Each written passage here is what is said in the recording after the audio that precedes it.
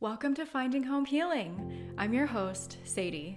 I believe you were born with a light that guides you to your higher self and most passionate life. But for many of us, it's been extinguished or lost. My mission is to help you find your way back home to that light so that you can love deeper, live in your power, and truly thrive. For those lost or lonely souls, welcome home. Welcome to this episode of Finding Home Healing. In this episode, we are going to dive deeper into one of the 6 belief buckets, soul seeker. If you've listened to the belief buckets overview episode, then you'll know which bucket you fit into. Those 6 that we discussed in that episode, if you either have or haven't listened to it, are believers, the religious or spiritual believers, non-believers or secularized. Another term for this is agnostic. It's not that they either believe or don't believe. They're just kind of in the middle and maybe more apathetic and don't prioritize it. The atheist. And then the other 3 are ones that are rarely talked about, if at all, because people don't really know they exist. I kind of made them up and created them based off of myself and other people that I've worked with, clients that I've coached, and just people that I know in my personal life. And I find that the people in these 3 buckets are often the ones that are the souls that are lost and lonely. So if you're in one of these 3 buckets, that might be you and why you're drawn to this podcast or me or this episode. So those other 3 buckets are religious exiles, religious survivors, and soul seekers. If you fit into the soul seeker bucket, then this is the episode for you to dive deeper. If you haven't listened to that overview bucket episode, then that's totally cool. I'm going to describe what the soul seeker bucket is and what those people are like, what maybe they've experienced, and give you some practical steps to support you if this is the bucket that you fit into. Okay, so let's dive in. I really have a soft spot in my heart for soul seekers, just because even though I am not a pure soul seeker, I have been in that bucket at times in my life. So let me help you understand what a soul seeker is. If you are a soul seeker, you most likely didn't grow up with a belief system, or you don't really know what to believe. Maybe you didn't in your childhood and you still don't. You're in this seeking type of energy. You may have been exposed to different beliefs, but have never really settled on something that has felt like it's resonated deeply with you in your core as truth, like maybe it should, if you really found a belief system that was really in alignment with you. These are people, like if you're one of them, where maybe you've gone to church and you've enjoyed the experience, or maybe you've gone to temple or synagogue if you're Jewish, or you've tried meditation or different forms of different types of belief systems, but you didn't go so far in as to, like in the Christian faith, to get baptized, or like really lean into any of the faiths that maybe you've tried or that you've dipped your toe into or that you've been exposed to.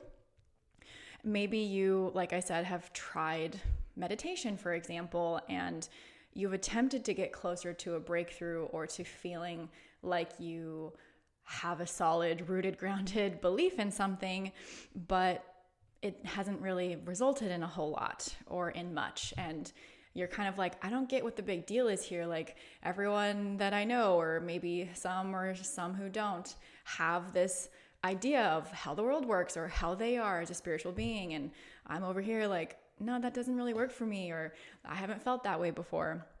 You've perhaps been exposed to different ideas, like maybe in the New Age, spiritual concepts like reincarnation or psychics, mediums, channels, or the like, and you don't really know exactly how to feel about that all. It's like you're drawn to it in some ways, but you're also like, I don't know, are these people just absolute kooks?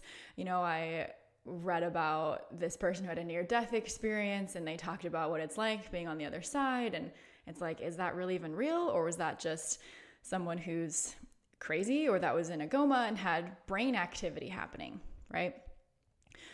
The thing about you, though, is that you do crave a deeper connection with yourself and a deeper connection with the power of all.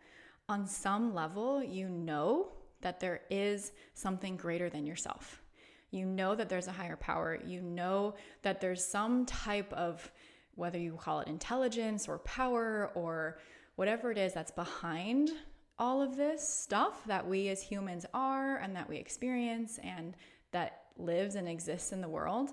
So it's like you have this inner knowing or this inner faith, even, like I would go so far as call that faith, that there is something bigger and you crave a deeper connection to that and to yourself.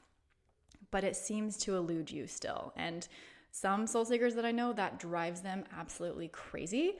And some that I know have just become apathetic to it. Like, well, this is just the way I'm going to live and experience life for my whole life. And then there are some that are like, have transitioned in and out of being a soul seeker, where it's like, nope, I've landed on this belief. Like, this feels really good and really true for me. And there are some who haven't. So wherever you fall on that spectrum is totally cool. If you're a soul seeker, you also might, like I said earlier, feel that energy of like being lost or lonely, like you don't belong to a group or a community, or that you're ostracized or ousted from different groups because you don't necessarily feel in alignment with the beliefs of those groups. That can often feel really sad and hard and not pleasant. You might even envy other people who have a pretty solid belief system in something, but you're just not sure if it's right for you. There is that desire that you feel that you need to be connected to something greater, or to understand yourself at a different or a deeper or higher, however you want to think about it, level than just the physical. Again, like you recognize and you know deep down that there's more to yourself than just your physical body, that you're not necessarily atheist, where it's like you don't believe that there's anything, and you don't really feel good about, being secularized. You do crave like a spiritual path, or you've had that come into your space where you're like, I want to explore myself spiritually more. But again, you seem to come to conclusions where you just don't know, right? Like soul seekers have a energy about them that they are curious and they are thirsty for education and knowledge and experiences. My mom is actually a really great example of being a soul seeker. She was raised with very conflicting belief systems, because her father, my grandfather, would be considered an atheist. He kind of believed that we were just physical bodies, and when we died, we got put in the ground, and that was the end. And her mom was more agnostic, more of that like non-believer / I wouldn't call her technically secularized, because my mom would say that she did have a belief in something, but it wasn't so solid that she really guided my mom in any way to have a belief system or to connect to a higher power or anything. And then my mom did have influences as a kid in the Christian faith, and that definitely helped influence her path in that direction. But she was always seeking. And ironically, she obviously married my dad, who grew up very Catholic, and his background was very Catholic. But ironically, my grandfather on that side is extremely open-minded, and he's who I would consider being in the religious exile category, because he was somebody who grew up with nuns. Like, he was hardcore in the Catholic world for a very long time, but then later on in his life, he started exploring the books that talked about psychics, like Sylvia Brown, if you've ever heard of her. And ironically, when my mom married into that family, my grandfather was a big influence on helping my mom learn about some of these other different ideas. And obviously all of our paths evolve, and my mom's path has evolved in many ways. But I share all of this because my mom's path and my grandfather's path were very big influences on my path.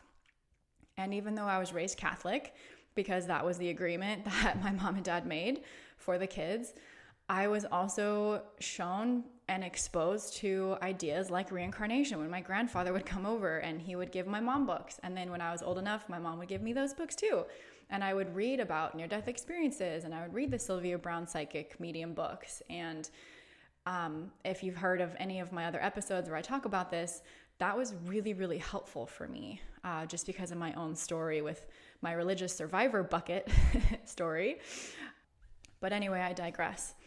The experience of wanting to find these other areas or these other beliefs or these other buckets that really resonate with us can be really helpful on our path and on our journey to identify where we are, where we want to be, or any of the like. And my mom, like I said, she was in that soul seeker bucket. And my grandfather bringing her these resources and these books, and her just having that inner drive or desire to learn more about it, and she had this craving to know more, that helped guide her down her path. And later on here in this episode, I'm going to give you some steps to help you support yourself if you're in this bucket. And one of, or a couple of the steps are actually very reflective of what I know to be true really has helped my mom on her path as she's gone through this phase of being in the soul seeker. So I have another example. She's a client. She was raised without a belief system. I don't necessarily know her genealogy, like what her parents and grandparents' faiths or beliefs or lack thereof were, but I know that she wasn't really raised with much. And she's not the type of person that's like so deeply craving and dying for some type of connection, but she has those symptoms and those outcomes of feeling more disconnected. And she shared with me before that she does kind of envy people who have a belief system, and that in some ways she wishes that she did, because during hard times or during pain and suffering, it can be really helpful if you have a belief that there's a higher power, or that there's a reason for why things happen, and that there's a source of comfort that you can plug into or feel some type of support, some type of unconditional love, some type of guidance when you're either lost or, like I said, when you're having a hard time. She doesn't really have that. And as we've worked together, I have shown her different resources and different things to try out and explore. And obviously, sometimes life gets in the way. So I do find that sometimes soul seekers won't always be able to dedicate a ton of time to this area, but it just depends on who you are. If you're somebody who like really feels inclined to seek, and your soul is like, that's who I am, like I'm a spiritual person, or I want to be a spiritual person, then I'm sure that you'll put in every effort. But if you're the type of person who's like, I don't know, maybe it'll come to me, maybe it won't, that's all okay. There's a spectrum of soul seekers, but it's just helpful to be able to feel like you belong to some type of group, that there's other people like you. When I shared with her that I've worked with other people that are also this soul seeker type of person, she had a lot of relief come over her. Like there wasn't something wrong with her, or that she wasn't alone. So even just the idea or the fact that you're hearing me say this to you right now is hopefully in a lot of ways at least validating and helps you feel less alone. Okay, so what do soul seekers need? Soul seekers need permission. They need permission to explore, and they also need permission to know that they can land on some type of certainty, that they don't have to be in the exploration phase or the confused, lost, lonely phase forever, right? Like they have permission to be able to land on something that feels like it's true and resonates with their core. That's the biggest thing here. Like if you've listened to any of my other episodes, or you know me or not, or you're just learning to get to know me, or you're just starting to get to know me and learning me, I am not somebody who preaches like, this is the way, this is how it should be. If you don't do this, you're wrong, and you'll have all these consequences and punishments. And if you don't fit into this little category, then I don't want anything to do with you, or I'm going to try to convert you to what I believe. While I appreciate and respect those endeavors and those pursuits, I know that 99.99% of those people have good hearts and they have good intentions. I have nothing wrong with them. I have no qualms, like all the power to you. I am just a person that wants to sit here and be like, hey, who are you? Where do you fit? What's important to you? What do you feel is true that resonates with your soul, with your core? Because that, in my opinion, is like your direct access to what I believe is a higher power. And if you don't believe in a higher power, that's okay. My message probably will never resonate with you.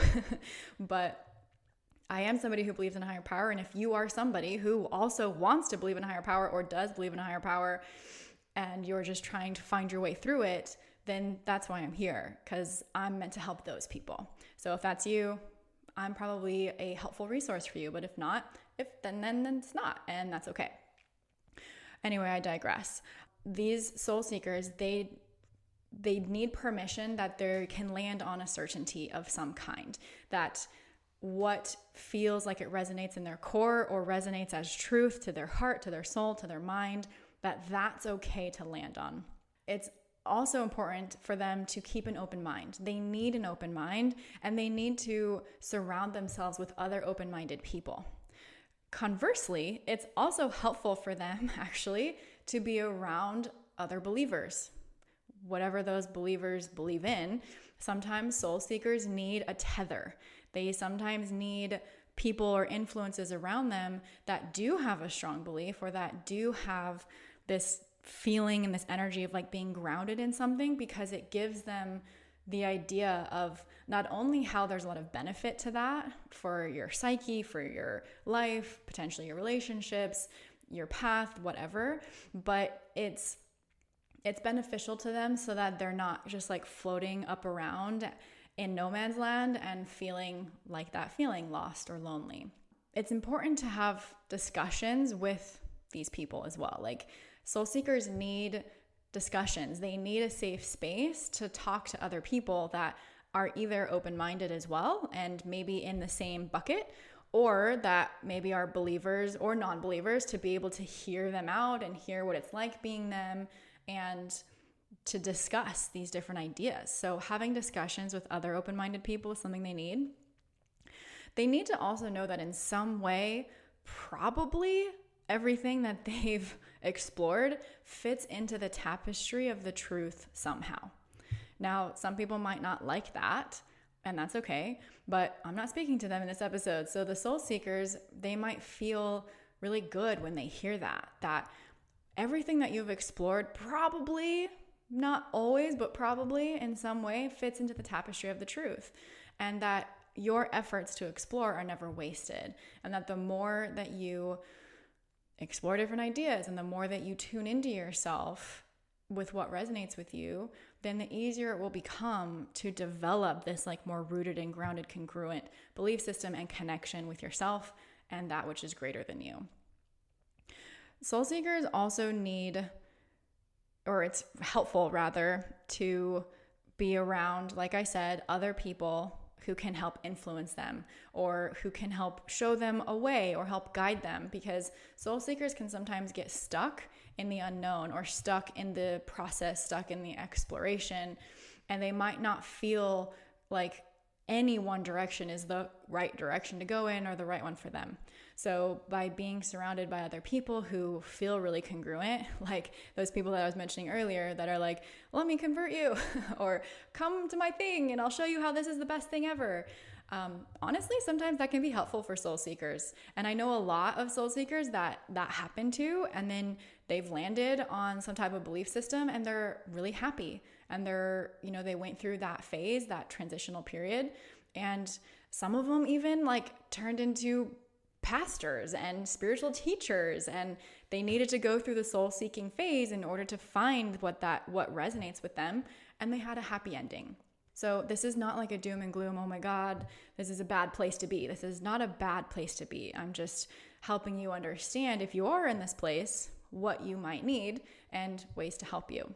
One last need, actually, I have this in my notes. It's important to mention, which I've said before, but I want to make sure I really bring this point home. Soul seekers need a truth to resonate with so deeply in their core that it's undeniable. Now, you might be thinking that that's probably impossible, or how am I ever going to do that?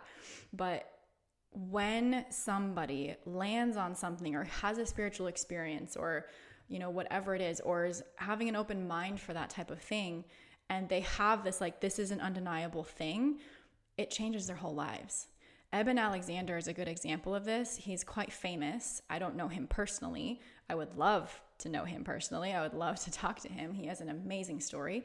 He was a neurosurgeon for a lot of his life, and he ended up getting, I think it was bacterial meningitis, but don't quote me on that. It was either bacterial or viral meningitis. It might have been viral. Anyway, he went into a coma, and they didn't think that he was going to live through it.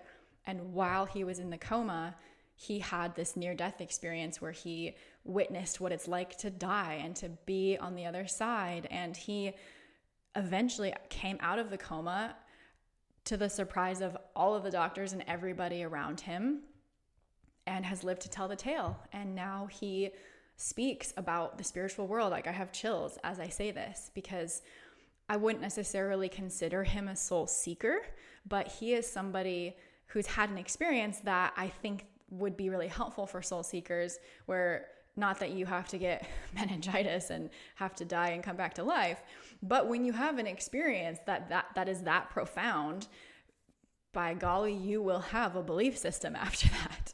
So I'm not saying you need to go have an experience where you die or something.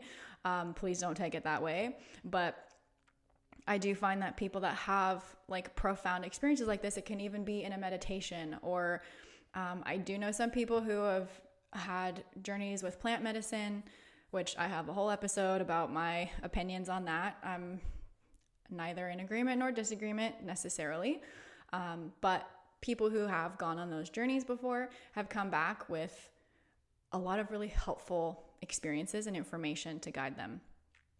Okay, so let's step into this next part of this episode, where I help give you some steps for you to take if you're in the soul seeker bucket.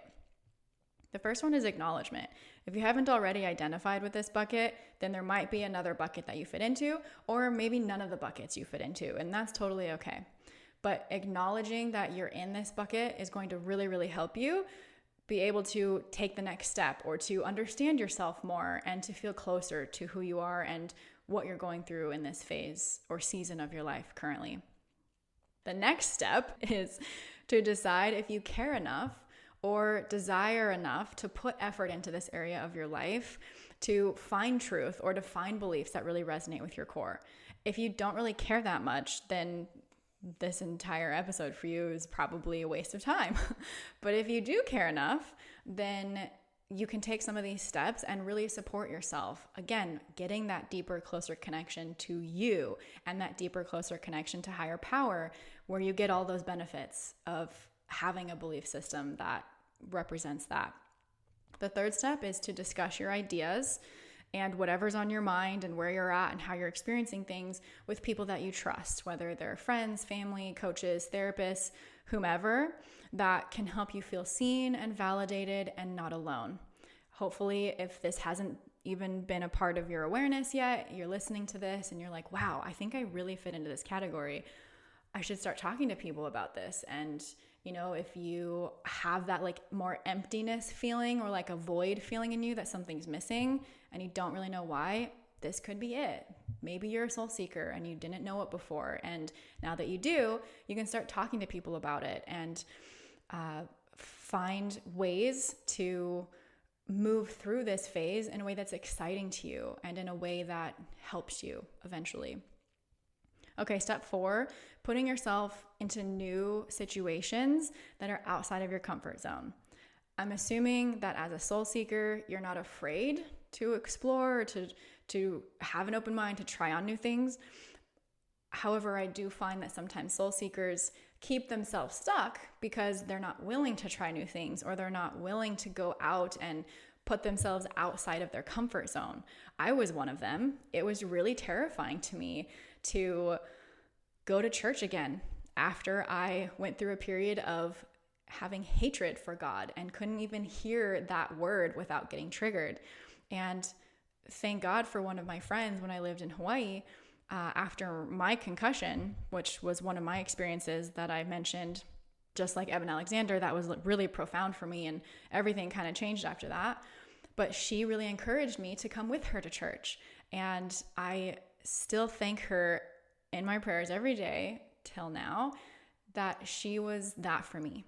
And I, despite how uncomfortable it made me, I just chose to try it, and I walked into it. And it's going to make me emotional, but that first couple of times that I went back to church, I had some of the most amazing, beautiful healing experiences that I could have ever asked for. And it's because I've faced this fear, and I went through what was uncomfortable and what I didn't want to do. And I think sometimes as humans, we want to stay in our comfort zone and we want to do the easy thing, but that's not where we grow, and that's not where we discover more of who we are. That's not where we thrive and how we come to places of fulfillment. I would say a theme in my life has been that I go out of my comfort zone even when I don't want to, or I have people in my life that encourage me to go out of my comfort zone, especially when I don't want to. And in every one of those moments, maybe with the exception of a couple, I have had beautiful, positive things come out of it. So this step, I don't want you to just slide under the rug and be like, I know Sadie said I should do that, or I could do that. That's an invitation, but it's really uncomfortable and I really don't want to. I was actually just working with a client yesterday, and I had to kind of open his eyes again to the fact that what he needed to do was this thing that he didn't want to do that was totally out of his comfort zone in order to get past this block that he has been in for some time now. And he knows that he needs to do it, and bless his heart, I'm encouraging him and supporting him in doing it. But it's hard. Sometimes getting out of our comfort zone is not something that we just willy-nilly want to do all the time. So here's your message. Go do it. Get out of your comfort zone, meet a new friend, try a new church, watch a different type of video, or have a different kind of discussion with somebody that puts you out of that comfort zone a little bit. You will not regret it, I promise. The fifth step is to tune into what you feel drawn to or called to and learn more about whatever that is. When I was a soul seeker, or when I was in this bucket, I had this experience where people would just tell me things randomly. Like I would just have a random conversation with somebody at a restaurant or at I don't drink coffee, but I would go to coffee shops to eat acai bowls. And they would just, we'd have random conversations, and they'd bring up things like astrology or numerology or the tarot. Or I would have a friend that'd be like, hey, I'm going to this women's circle. Do you want to go? And it happened to be like a full moon circle where we read our numerology numbers and learn about the tarot. And I was like, okay, this is another example of going out of my comfort zone, but I'm feeling magnetized toward it. I feel drawn to it. And even though it's a little bit interesting that I don't know about it, I'm willing to try it, right? So when you feel that pull towards something, or you see something a lot, or you hear something a lot, move towards that and then look into it, research it more. I've been that way almost my whole life. Again, when I was young and I would read books about psychics, I was so drawn to it. I wanted to know everything about near-death experiences and everything about angels and the hierarchy and what cherubims and seraphims were and how we even know that those exist and all of that stuff. So if you're drawn or magnetized towards something, listen to that. And the final step that I have for you is similarly to step 5, keep an eye and an ear out for signs and follow them. If you are noticing that, something keeps popping up in your head and you don't know what it is, or you don't know enough about it, research it. Get a book about it. Ask somebody about it. Do something, move forward and take the next step and follow the signs. I actually just watched The Matrix recently, and if you've ever seen that movie, in the very beginning of the movie, Morpheus calls Neo and says, follow the white rabbit.